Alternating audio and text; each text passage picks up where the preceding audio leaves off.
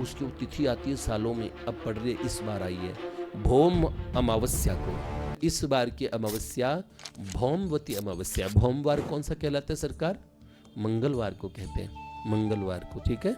आपने सुना होगा विश्वसार तंत्र में दुर्गा अष्टोत्तर शत नाम है, दुर्गा माँ के 108 नाम है बेटे।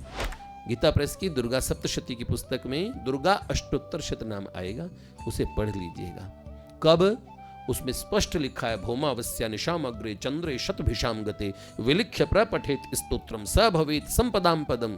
किसी व्यक्ति को दिक्कत हो रही हो, न साध्यम विद्यते, कुछ भी ऐसा असाध्य नहीं रहता। कोई अगर यंत्र लिख ले, गोरोचना रक्त कुंकुमेन सिंदूर कर्पूर मधुत्रैण विलिख्य यंत्रम विदिना विदिज्ञो भवेत सदा धार्यते पुरारी, ऐसे ऐसे उसके महात्म्य हैं। लेकिन उसकी वो तिथि आती है सालों में, अब पढ़ रहे इस बार आई है भौम अमावस्या को, मतलब मंगल में जब अमावस होगी और चंद्र शतभिषा नक्षत्र में, तो 9 साढ़े 9 के बाद 9:18 के बाद है शायद, पहले घनिष्ठा नक्षत्र है और फिर है शतभिषा नक्षत्र, तो रात भर शतभिषा नक्षत्र रहेगा। तो आप कर लीजिए उस समय 11 पाठ कर लीजिए, 21 पाठ कर लीजिए।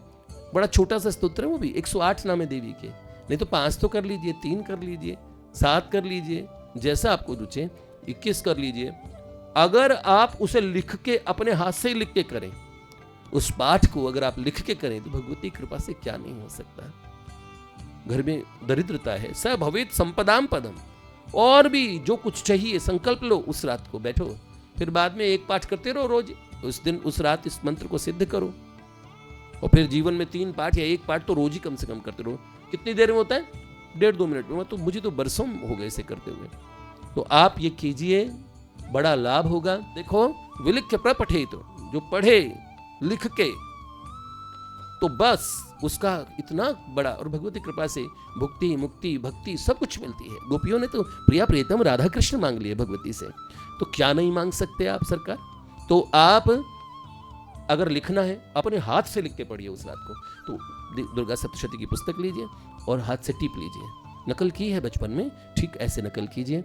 और देखो अगर भोजपत्र पे, भोजपत्र ये पंसारी की दुकान से मिल जाता है भोजपत्र, और उससे बोल देना अनार की डंडी, एक अनार की कलम, उसी से बनाना, और स्याही भी अनार की ही होती है, उसमें डुबो के ये पूरा लिख सके तो ठीक। अगर नहीं हो तो एकदम साफ सफेद पेपर ले आओ और उस पर लाल पेन से लिख लो। भगवान का स्मरण करो, गणेश जी का और माँ का और प्रिया प्रियतम सबका स्मरण करके उस स्तोत्र को पूरा पहले टीप लो, उसी रात को लिखो, लिख के फिर उसे पढ़ दो। 11 पाठ कर लो, 21 पाठ कर लो। जो दिक्कतें हैं परेशानियां हैं वहाँ की कृपा से दूर होगी।